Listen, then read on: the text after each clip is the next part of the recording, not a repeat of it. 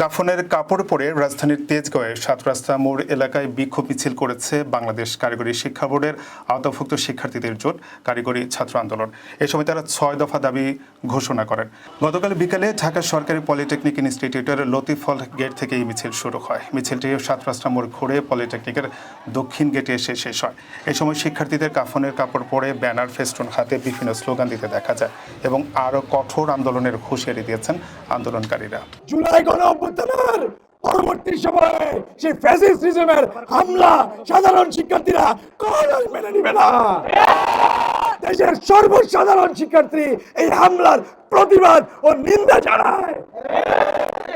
এই হামলার সুষ্ঠু বিচার ও তদন্ত করতে সরকার কর্তৃপক্ষ যদি ব্যর্থ হয়, আমরা কঠোর থেকে কঠোর কর্মসূচিতে সারা দেশব্যাপী সকলকে নিয়ে আগাবো।